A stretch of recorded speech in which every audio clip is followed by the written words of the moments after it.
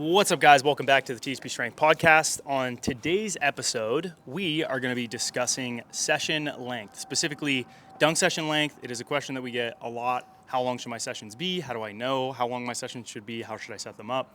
And specifically why this matters is it usually determines how much pain you're going to have. If you have knee pain, is the length of time that you're jumping. Isaiah oftentimes, when he has a flare-up, it's because he jumped too long. Same thing with Austin, same thing with me. And so we're going to teach you guys how to set a certain session length, how to progress it. What do you do if you're currently in a flare-up with your session length? And when I say session, I mean dunk session. But before we do that, I think we should also address, does it help you jump higher? Oh, does it? Oh, yeah. We'll definitely do that too. And how to do sessions to get you to jump higher. Lastly, a little distracted. Lastly, we want to give a shout out to our sponsors over at THPstrength. If you're interested in jumping higher and getting healthy, all of this coaching information is used over there at THPstrength to help you achieve whatever your athletic goals are. Yeah. You know what? Should we do it? Do what? I don't know what you're talking about. We should give them a discount.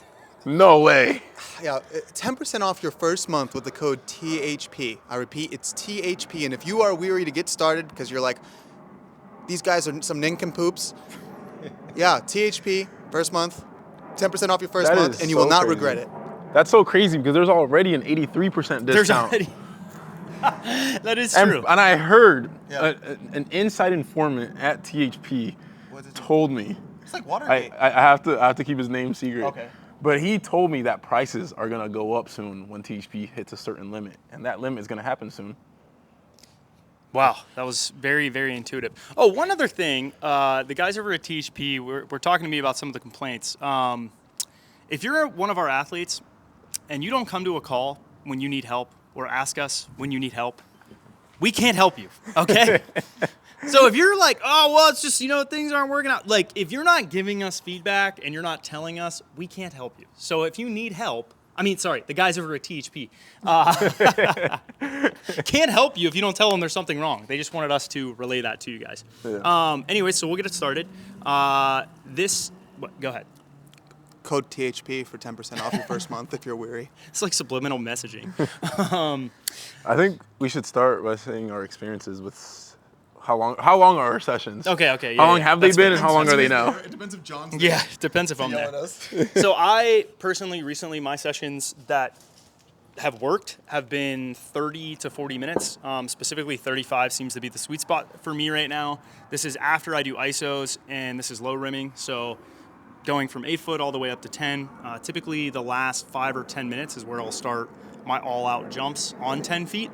We don't always have to do that. Like, obviously, these guys, when they go to a session, they're only dunking on 10 feet. If I'm doing a 1 foot session, then the first 30 minutes are usually warming up and kind of trying to get going. And then the last 20 to 30 minutes are me jumping all out, so maybe an hour. If I do that off 1 foot, usually I'm okay. If I go past that, I start to get issues. If I kept them at 40 minutes, 45 minutes, I'd be totally fine. What are you? Honestly, I'm in the same boat. Anytime I do break that hour and a half range, I typically do regret it and get injured the next day. And I come to John crying for help and emotional support. How many of your jumps are above 70%? Or what percent of time? Probably like 80% of the time, I would say. I warm up probably the beginning of first 20, first build-up jumps are like the earlier session, part of the session, and then I'm always just going for it. Nice. Trying to maximize, go crazy, fly. And then I would say my average session length is probably an hour and 20 minutes. I spend around 20 minutes warming up and then about an hour of jumping. It tends to be on the lower end of the spectrum, so closer to an hour if I'm not trying to hit a new dunk or a difficult dunk. If there's an objective of hitting a certain dunk at the session, it'll usually it'll favor to the hour and a half length. And then anything past an hour and a half is where I'll start having issues with injuries the next day, and I'll have to do some rehab work over that week. The session length has decreased over time. So when I was in high school, I would say the average session length was 2.5 hours, pretty consistently. If I was trying to hit a new dunk or if it was a group session, it would probably be like 3 hours. And then rarely would it go under 2 hours. And then that has just slowly decreased over time. The healthiest I ever am is actually very interestingly enough during dunk competition season, because I'll usually have a dunk contest every week or every 2 weeks, and you're jumping no more than 20 times there in like 30 minutes basically of all out jumping, and I can maintain health very easily. So if my sessions are like 30 to 45 minutes, that's where like I can train hard, keep making progress. Anything past that is a result of not being disciplined. So that's my experience with session length. So how do you guys know if you've gone too long in a session? What are some of the ways that you tell that a session is starting to get past the time interval of this is productive and now becoming detrimental? I can't try hard. Yeah, performance decrease. Okay. Definitely. Yeah. For me, it's specifically the intent though. Like it feels like I can't jump hard. Like I have to like force myself to jump hard. Do you feel like something in terms of centrally, like your brain just can't try hard anymore? Yeah, it's like neural fatigue. Or is it that you start feeling pain, soreness pop up? If I'm starting to feel pain, I already passed the the threshold of where I should have stopped. That's usually, if I'm healthy, that's usually the second thing that occurs. So it's like I'll get neurally fatigued, performance start decreasing. If I push past that for too long, something will start hurting. Now that dragonfly is drunk. Now if I'm injured, like let's say I'm coming back from an injury, I'm in the middle of rehab, I'll start feeling pain before that neural fatigue. So it's always like avoid getting to that part of the session. Okay, so how do you guys manage when you're not quite having sessions long enough? Kind of like where I am. Like, I'm not quite having sessions long enough where I'm starting to have that neural fatigue set in, but I'm also I'm not healthy enough to get to that point, right? So if I am in a position, and I kind of know the answer to this, or I have an idea, but I want to hear your lens, right? Like I can't get to an hour and a half till I'm getting that central fatigue, or else my knees will start to flare up. So how do I progress my sessions up over time to where I'm at a point where I'm doing an hour and a half sessions? There's two methods to that. The first method is what I suggested you to do, is keep the session length the exact same to where a flare-up doesn't happen. Progress the weight room work up to where you can handle, power cleaning heavy, squatting heavy, and you feel good the next day. Basically, there's no pain when doing those things, and then usually you'll be able to kind of cross that bridge from, you have to be careful with jump volume, so you can jump all out for about an hour. That's method one. It's like a black and white shift. Yeah. Like you go 30 minute, 30 minute, 30 minute, hour. Yeah, I like that method better because it's fun to train hard. Your vertical can increase. And usually, I'll explain the second method before I explain its downside. The second method is just feel good lifting, right? Do slow concentric strength training, and then incrementally increase the time of the sessions. 90% of people don't have the self-discipline to make those incremental jumps in session length. So I'd rather just train hard, build my capacity there while still maintaining jump volume. And then eventually, you build like a reserve of tendon capacity to where you can have an extra long session. But that's kind of the two methods I've used to get myself back jumping hard for a while. Okay, I like that. Yeah, I think, like me personally, a lot of our athletes, what happens is they get to a point where they can handle a couple jumps, and then they have like, a little bit of a setback or whatever else, and they're like, okay, well, I can handle 20 or 25 minutes, that's it.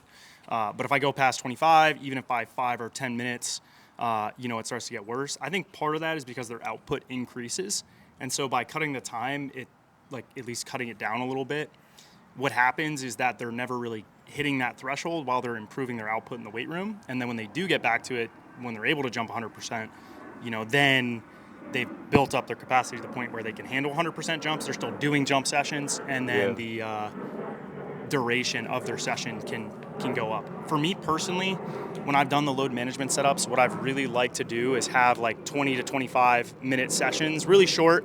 The intensity is usually graded, or I'll have 1 or 2 jumps at 100%, and then my output will climb up each week just because I'm getting better at the skill. And you've seen that, right? You guys have seen me jump a little higher every week. And now it's like last week I had a 50-minute session. It was a little bit too much. I did isos and slow squats yesterday. Today I'll probably do it again. And I think I'll be good to probably have a 40-minute session next week. So this is maybe another lens too, is that you slowly progress up your jump sessions week to week and be really strict with the time. So And track pain. yeah, You have to track pain. Yep. So I typically pay attention mostly to how I feel Monday morning, and the day after. If Monday morning I feel like, dang, I could probably jump today, I know that I did it right. If I feel like Monday morning, there's no way I could have a session today, then I know that I went too long. And my sessions are on Friday, so 72 hours later, if I feel like I could jump again, I know I did it right. Yeah. Typically, on load management setups, that's how we have it set up as well. So if you feel like there's no way I could jump 3 days later, then you definitely went too long and you need to cut it back to a point where you could handle that. For me, right now, I'm at 30 to 35 minutes. 40 would probably be a little too much. Since this week I'm going to be indoor, I'll probably still keep it at 30, 35 minutes. And then we'll see how I respond basically to that. If it goes well, I'll stay there for a week or two, and then I'll progress it up, 5 or so minutes after that. Now, if I feel amazing and I'm like, I'm going to go for an hour, if I do that, there's a bit of a risk because you could flare it up again and it could potentially set you back. So to avoid that, I think it's safer to do the smaller incremental jumps. And like Isaiah said, I never see that go well, where what? when you feel good and you push session Yeah. length. That's I'm what not saying for you specifically. I'm saying just for anybody, for myself. Where you push up to an hour longer than you're supposed to. Yeah, like if you have been at a certain time limit and then you feel really good one week, it's like more of a reason to just cut it there next week and just stick to the plan basically. Yeah. Yeah, stick to the plan and the long game, like Austin said. Nice. I want to talk about performance specifically because I know that anytime we talk about tendons, most people They check out. They check out. What about jumping higher? Yeah. What about for jumping higher? How long should sessions be? So I think that you could get away with. You could see improvement if your vertical's around 30 inches with 20 to 30 minutes. I think you could see improvement up to about 36, 37 inches of vertical off 2 feet. Off 1, you might have a hard time getting fully warm by that period of time. But if you're like, the other thing too that you have to remember with this stuff is the lighter you are, the longer your sessions are going to be. The more powerful and heavier you are, the shorter your sessions have to be.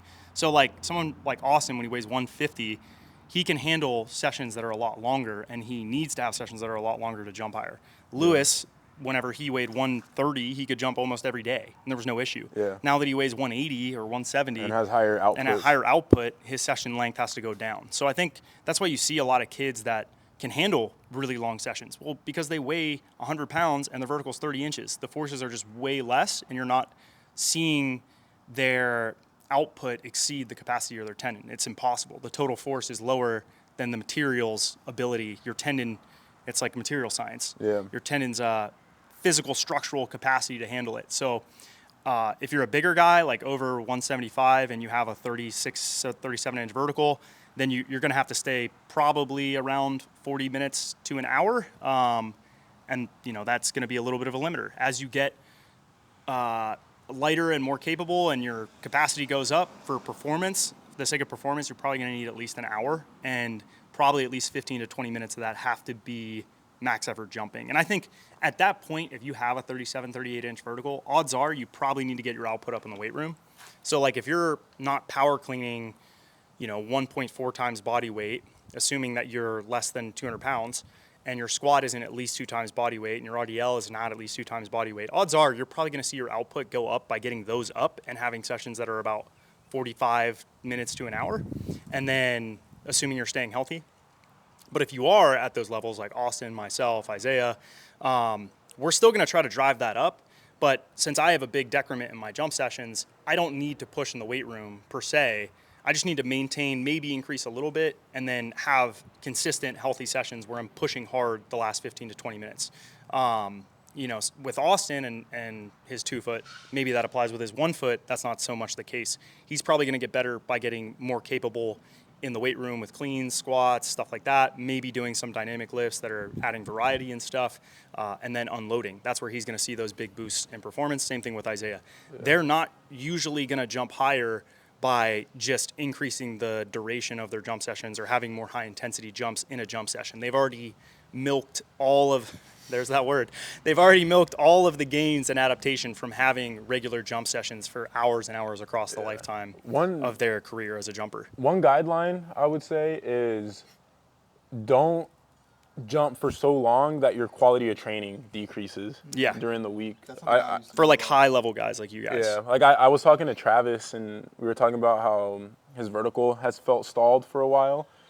And then It's like you don't train. And then yeah, we were talking and then he made a good point. He said, I just realized, I forgot what video he was watching on our channel. I think he was watching just our workouts in general. Mm-hmm. And he said, he's like, and I quote, I just realized I've been lazy as hell with my workouts. And he said he's never missed a single day, but he treats the weekly sessions almost like a weekly competition. Mm-hmm. And he'll meet up, you know, with 2 or 3 other guys, and then they just dunk for 2.5 hours, 3 hours, to the point where you go into Monday feeling horrible. You can't even go as hard in the weight room as you could. Then Wednesday is basically the only workout where you can go hard, but then you're thinking you want to jump high on Friday. High on Friday, so I'm not going to push on Wednesday. Yeah. So you have to. You're always in the John Evans special. Yeah. Even that, you're not even in the John Evans special because John Evans special, you at least push Monday. Yeah. So it's like go build up. Your jump should be max intensity, but the session should not last to the point where you're hurt or the quality. Like you should feel like you can try 100%. And this is for the guys that are plateaued. I would say this is for the guys that you feel like your vertical is kind of stalled because, you know, you're due to session length. And it's usually guys that are addicted to dunking. Yeah. Guys that are already good at dunking. For the guys that are not good at dunking, like for me off 2 feet or Austin off 2 feet, we don't have as much time spent doing that skill. We are probably going to see a lot of gains. That's a hot take. You don't think that if you jump more off 2 feet, you would jump higher every single week? Oh, definitely no. That's what I'm saying. You're saying past that 2 foot. No, I'm saying you're at a point right now where you're at 70 to 80% of probably what you're capable of. Like if you were regularly jumping off 2 feet often, you're going to get closer to your capabilities. And then in terms of like Isaiah, maybe his 1 foot, for example, or his right left when we first started doing it, he's going to benefit from doing sessions more than he's going to benefit from getting his output up. Oh yeah. Whereas like. That's actually a very good example. Yeah. Like if you're somebody where you're technically. If you're looking at my left leg, maybe my dunk skill I'm going to benefit. My vertical is not going to go up though. Yeah. Whereas if I want my vertical to go up, I have to put a lot of work in the weight room and jumping and plyos potentially. We don't know how we feel about plyos, but yeah. So and it's then like, back off to see my vertical climb up. So it's like the less advanced and more healthy you are. Like if there was like a graph. Yeah. And you had like health and then health on the x-axis. And then, what is it called? Beginner to advanced on the y-axis, you would see... The more of a beginner you are and the healthier you are... The more you should be jumping. The longer the session should be. Yeah, exactly. I want to make that graph. I don't know how... It's like a grid. I don't even know if it's a graph. Yeah. It's like the hot crazy scale. Did you ever see the way they do it? Yeah. It's a matrix. It's not a graph. Yeah. You could exist at any one of those points at one time on the graph. Where I got the idea is in Power Plyometrics, they have a plyometrics graph. And it's like... how complex the plyo is, and then how intense the plyo is, and then the volume goes from like high to low. Yep. Yeah, that makes sense. I think we can make one and we could make it patent the graph.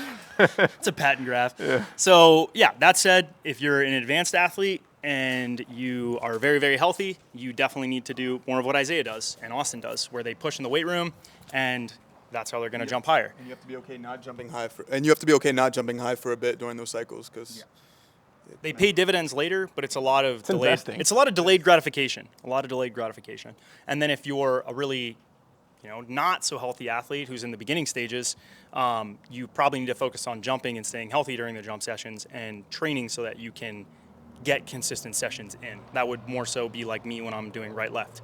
When I'm just jumping off my left leg, that thing's a cannon. I just need to train, and then I can do it basically whenever, and I'm going to jump high if I'm unloaded and feeling good. I don't need regular jump sessions to jump high. So I feel like that pretty well sums it up. If you're somewhere in between and you're not really sure, it's probably a balance of those as well, like we talked about earlier in the video. I will also say, if you're one of those guys that are hurt, you can lift without pain, but you keep like re-aggravating yourself trying to have the sessions, that's where the benefit of coaching is most beneficial. I always say this, even coaches need help being coached, even coaches need coaches. It's so easy, like you always have to be battling your self-discipline when it comes to that. And most people fall in the gray area, by the way. Yeah, and if you're someone that loves jumping, you're gonna really struggle with it, and you kind of need that third party view saying, hey, chill out this week.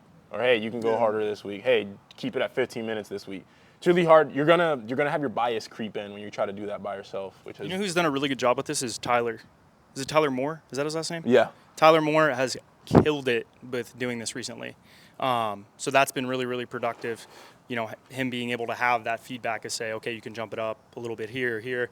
Ambrose, I think, as well, at one point or another, we had to help him with session length and understanding when to push and not push. Ethan Owens is another one. That's ugly, but we'll work on it. Beginner, advanced, healthy, injured, jump volume. As you become more advanced and as you become more injured, lower jump length. That's really good, actually. Yeah. Actually, I lied. That's good. I like it. Yeah, show that. Have a focus. Have a focus. I'll show it to the people. There you go. Go ahead, explain that, Isaiah. All right, hold on. Let me focus this. No. Just zoom out, and then it should focus on its own. Oh, okay. Oh. All right. H stands for healthy. I stands for injured. A stands for advanced. B stands for beginner. And the trend line is session length. So as you become more advanced, you should be jumping less. And as you become more injured, you should also be jumping less. So, yeah, hopefully that was helpful. Alrighty, guys. That is it for the podcast. Go to THPstrength.com if you want to learn how to jump higher, get more athletic, and be a freak athlete. Just remember that we make your coaches sorry. I was going to say we're your coach's favorite coaches. That's what I was actually going to say. That's a good saying. We're your coach's coaches. True. And it is absolutely true. So guess what podcast all the coaches are watching right now? THP Strength. And if their training looks like ours, it's probably because it is inspired by ours. Also, shout out to all the people that do our training just to start their own coaching. Yeah, that does happen quite a bit, actually. It's unfortunate. We see it happen a lot. I won't add anything else to that. Use code THP at checkout for 10% off. Austin, anything you'd like to add? Treat your mother with respect. That was good advice. All right, we'll see you guys next time. One more. If you're on YouTube. Yeah, if you're on YouTube, like, comment, and subscribe. It helps the algorithm, helps us, and it inspires us to keep producing good content like this. And if you're on a podcast platform. Leave us 5 stars and subscribe. See you guys.